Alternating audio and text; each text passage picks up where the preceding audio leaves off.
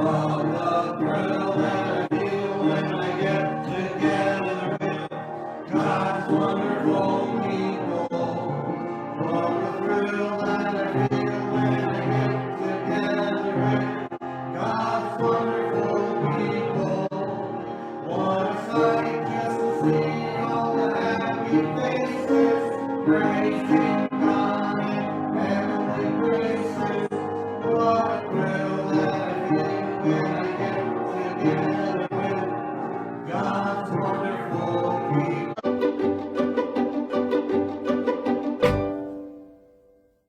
You sing with us. Hey, we got the premiere of The Librarian comedy coming up. It's not really a drama, it's a comedy. He's laughing. We haven't said anything yet. That's how good we are. What a wonderful change in my life has been wrought since Jesus came into my heart. I have light in my soul for which long I have sought since Jesus came into my heart. Since Jesus came into my heart. Since Jesus came into my heart. Lots of joy on my soul like the sea billows roll. Since Jesus came into my heart.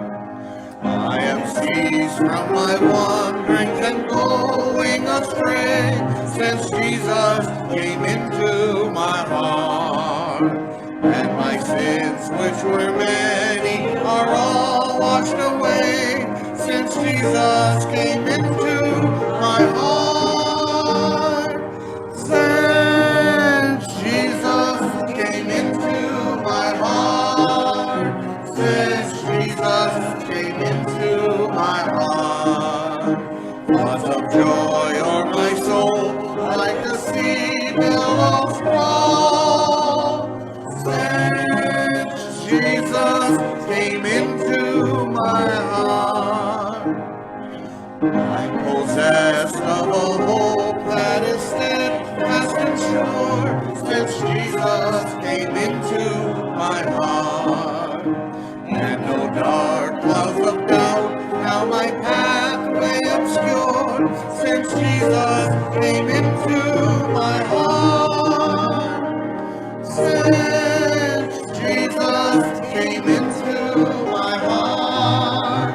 Since Jesus came into my heart.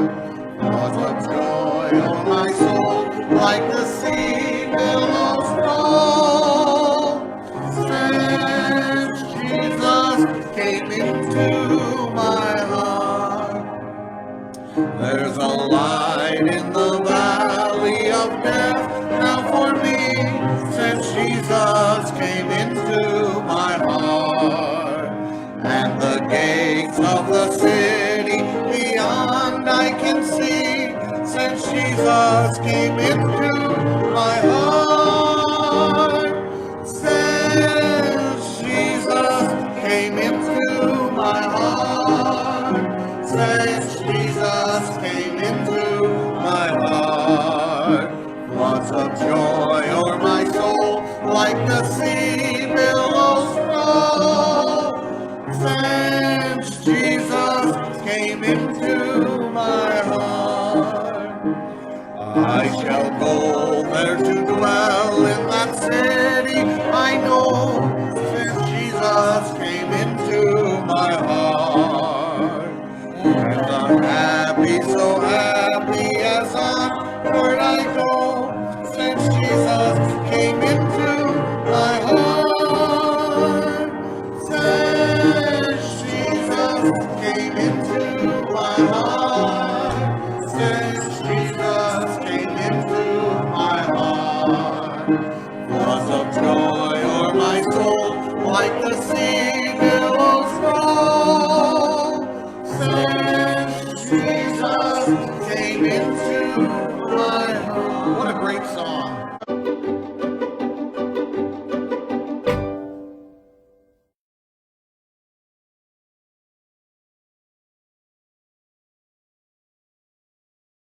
We here at Coffee Time have another adventure in Coffee Time in the city of Coffee Time, Wisconsin, in the county of Coffee Time. This is a fictional place that people want to visit, isn't it, Brad? Oh, yes. So why don't you grab the camera, and we are going to take a trip. Just play a little music, and I'll tell you when to stop here to the library.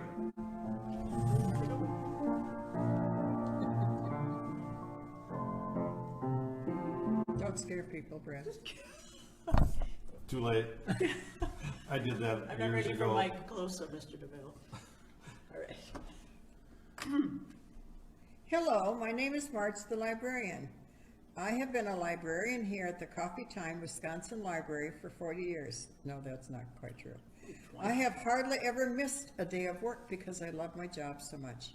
Because of Coffee Time Wisconsin and Coffee Time County has a population of 78 people for as far back as I can remember. The county and city budget can only afford just one librarian. Our last census found that Billy Bob Brown and his wife Bertie had 3 extra children, more than they had realized. They thought they were neighborhood kids for the last 5 years. It was an honest mistake. After having 17 kids, well, you kind of lose count. So our population for the whole county is now over 80. I missed my place. We can now afford to hire me an assistant librarian. So today I am going to interview my dear friend Laurie. Next to my Savior Jesus Christ and then my wonderful husband of over 50 years, Laurie is my best friend, and I really love that girl. But whether or not she has what it takes to be a librarian, I am not sure. Here she comes for her interview now. Hello, Marge. I'm ready for my interview.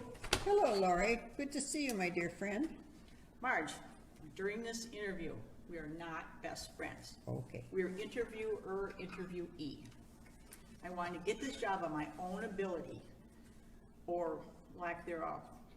I don't want any special favoritism just because I'm your best friend who makes you brownies and things every week and has you over for lunch on Saturday afternoon and of course always makes your favorite dish. Okay, Laurie, I'm going to ask you a series of questions, and I want you to answer the questions the very best that you can. Are you ready? I'm as ready as a bookend on a library shelf. Now you are speaking my language, girl. Let's say Paul Marshall comes in looking for a book on appliance repair.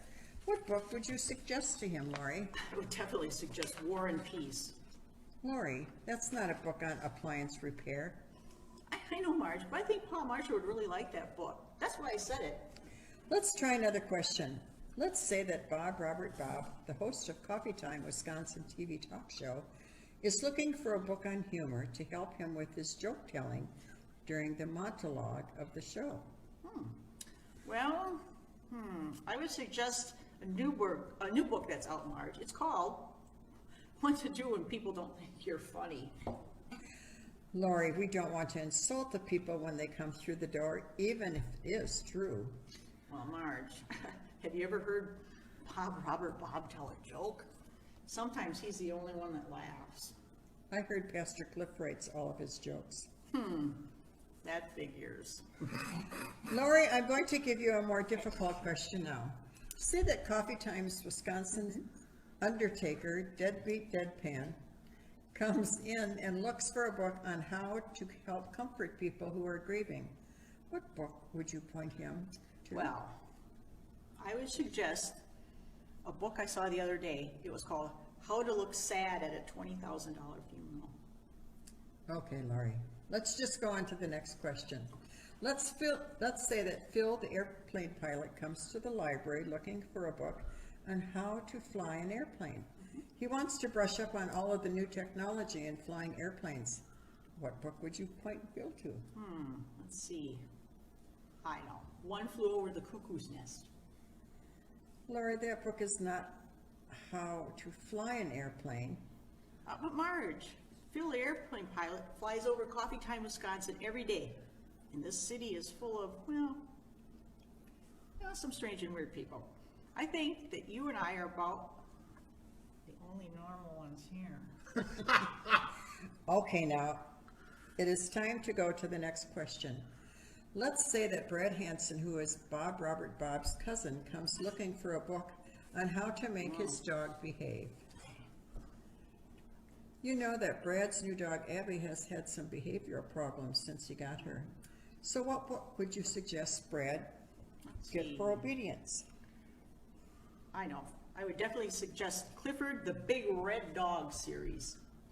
Laurie, those books about Clifford the Big Red Dog are not about dog obedience. Well, I respectfully disagree.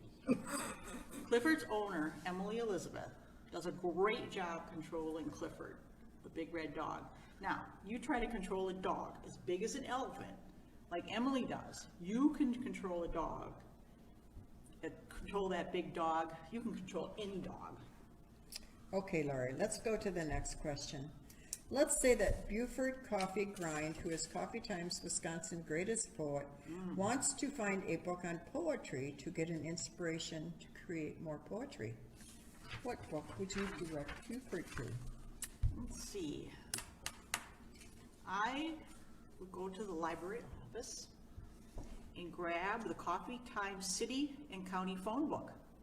Buford could create a new series of poetry called Poetry by Numbers. Laurie, you are my close friend, but I just have to say that is just downright ridiculous. Marge, there's something you don't know about me. I'm an amateur poet myself. I have wrote 137 poems based upon the phone book alone. Would you like to hear one of my favorites? Sure. All right. 246739.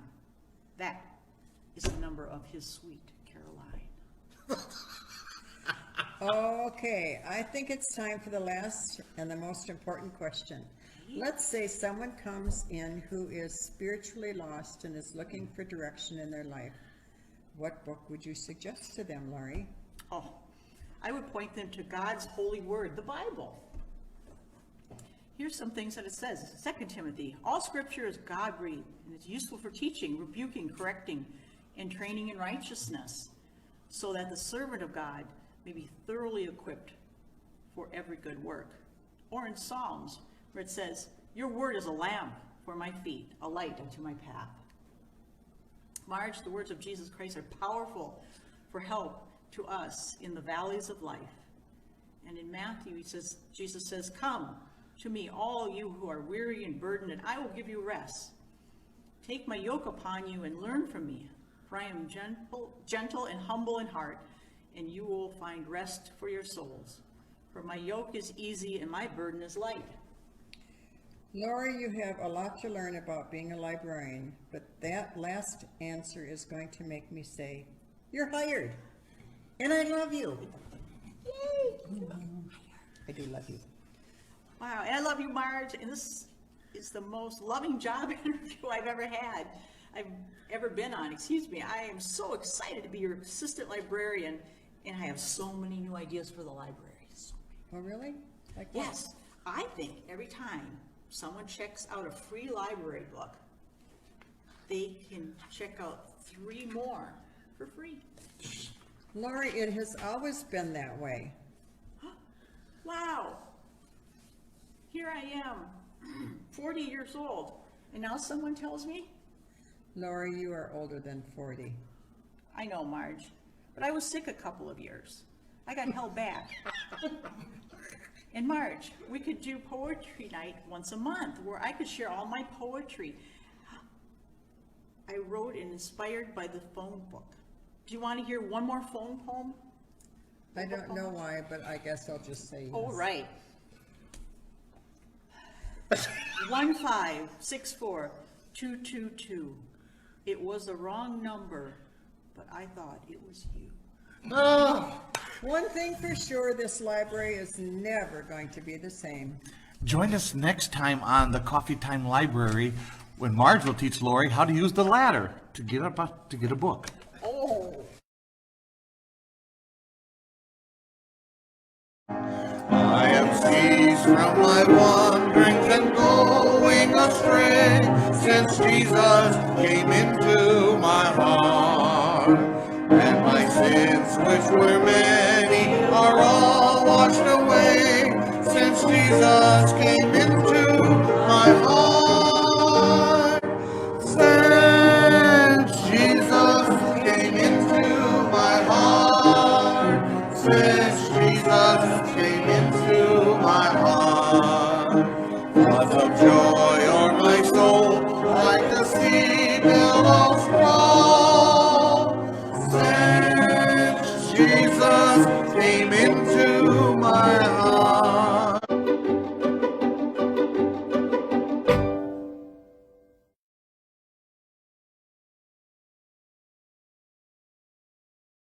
As we go to the fictional town of Coffee Time, Wisconsin, the place Heather would like to visit, wouldn't you? Coffee time? Coffee Time, Wisconsin? Sure, why not? Sure. Yeah. Just say it. Yeah, okay. I sure am glad it's break time here at work.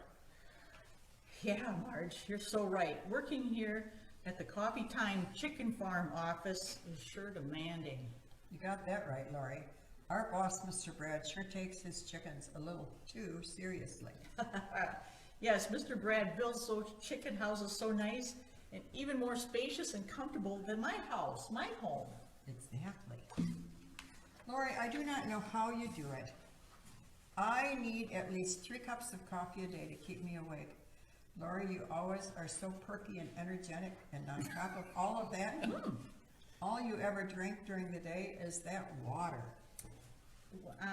Well, I'm going to let you in on a little secret. This is no ordinary water. This is clear coffee looking water. Okay. Let me tell you, it tastes better than any kind of coffee I've ever had. It was invented by Dave and Jody Coffee Bean of the Coffee Time County, and now is produced and manufactured at Dave and Jody's Coffee Bean Farm, right here in Coffee Time, USA. Here, try a sip.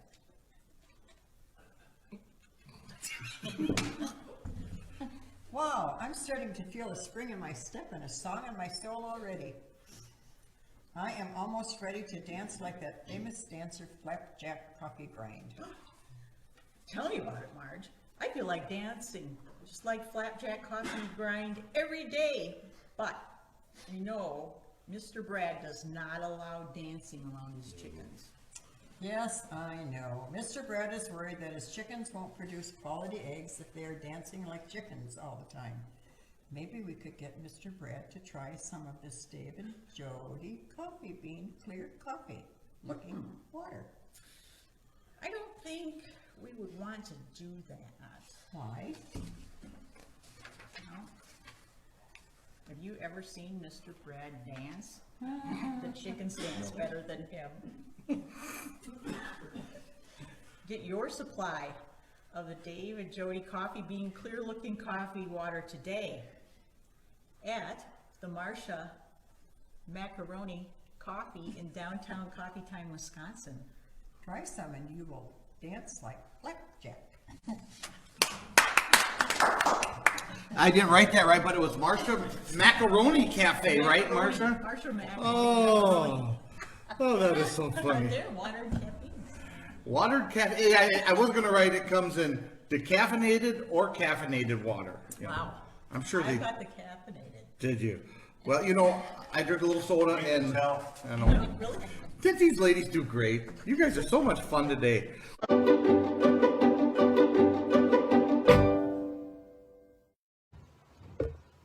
going to sing Oakland's Carol.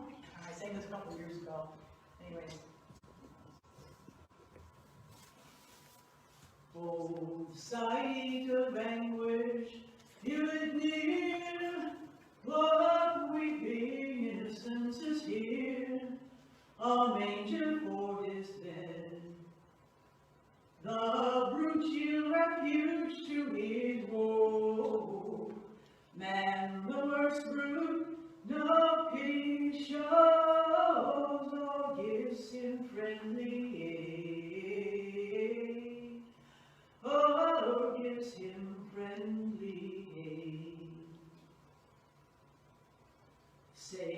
radiant seraphs crowned in light did love their tower so high of flight, for glory sings so low. This wonder angels guess declares, angels the rapture cannot bear, or equal praise bestow. Oh, equal praise bestow. Redemption 'tis a boundless theme, the boundless mind our hearts inflame with ardor from above. Faint habit words let joys express, vain is mid-joy that actions bless, this prodigy of love, this prodigy of love. Praise the Lord.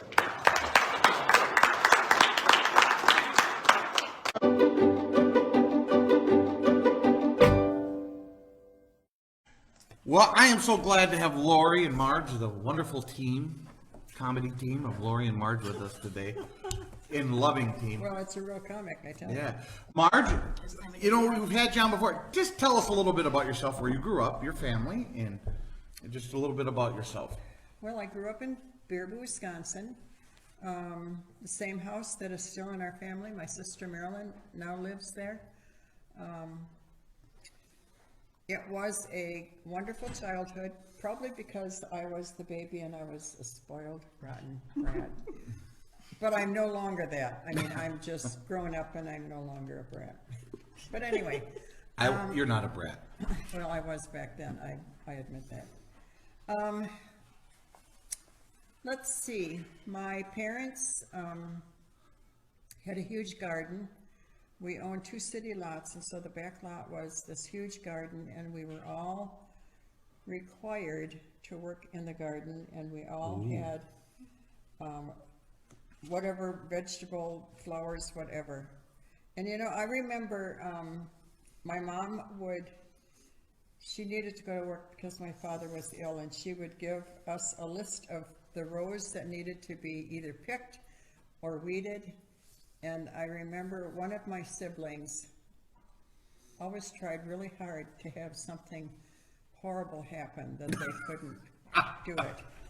Either their finger had a whatever, or they didn't feel well or whatever. And so at the end of the day, we knew that we had to get these chores done. So when Mother came home, she could go out and look, and yes, it was done. The beans were picked, the peas were picked, and whatever. And it finally caught up to this sibling that they had not done their job, because we didn't do it. You know, it was their job. We didn't pick the beans, and we didn't pull the weeds. So finally, but that was kind of fun. The truth comes out. The truth comes out. She denied it up and down, but How many kids were in your family? well, there were 6 of us, but Okay. 2 of them were gone by the time I was. Okay. Then you met the man of 50 years. I mean, 50 years of marriage now. I didn't mean he was 50 if you were 18. But I meant, you met your husband. How? Well, we went to church together. And as he'll tell the story, I babysat him. Yeah, right. He's terrible. Well, he's kind of a jokester, and he sticks to that story now after 52 years, but anyway. So you grew up in the Nazarene church in Baraboo. We did. Awesome. Well, actually, I did. My parents went to the Evangelical United Brethren. And my father didn't like what they were beginning to teach. And so we had a neighbor who came through and started to talk to my father and said that they had started this church in a basement just a block and a half from our house, and would we come? And we did, and then ever since. And when did you and Don start coming up here to Spooner? I mean, you had a cabin or land up here in a camper.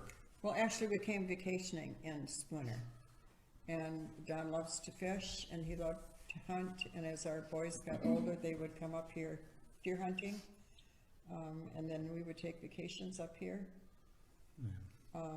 And I thought it was okay to buy land. Never did I ever think we'd move. We're glad you did. How many grandkids now do you have? 7 grandchildren and 14 Wow. great-grandchildren. You don't look old enough. I know. I know it. We love you, Marge. It's, you know, it's when you're going to get your face. Oh, we're so glad. We love Marge.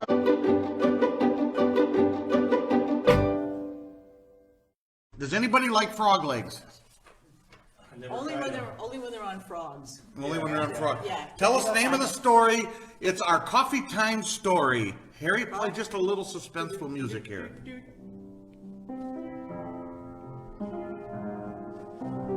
There we are. A million frogs. Do do do. She's good. A farmer came into town and asked the owner of a restaurant if he could use a million frog legs.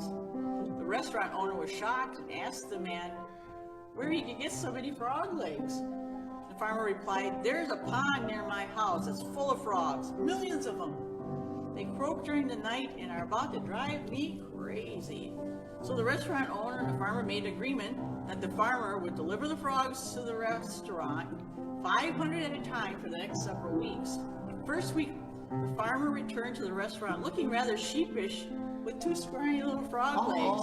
The restaurant owner said, "Well, where are all the frogs?" The farmer said, "I was mistaken. There were only these 2 frogs in the pond. But they sure were making a lot of noise." That's cute. Next time you hear somebody criticizing or making fun of you, remember, it's just a couple of noisy frogs. Also remember that problems always seem bigger in the dark. If you ever lay down in your bed at night worrying about things which seem almost overwhelming, like a million frogs croaking, chances are pretty good that in the morning, or that when the morning comes, you take a closer look and you'll wonder what all the fuss was about. That's so funny. Thank you, Harry. So, did you like frogs when you were a kid? Oh, yeah. Oh, did Not you? to eat them, play with Oh. them. Catch I them. love to go for walks by ponds and here. Here, Aren't those, what are the frogs, toads? Whatever. What do that chirping? Frogs. Yeah. Yeah, I like, What's the difference between a toad and a frog? one's a cousin to the other. Yeah. One gives you words. Oh, you're funny. Oh.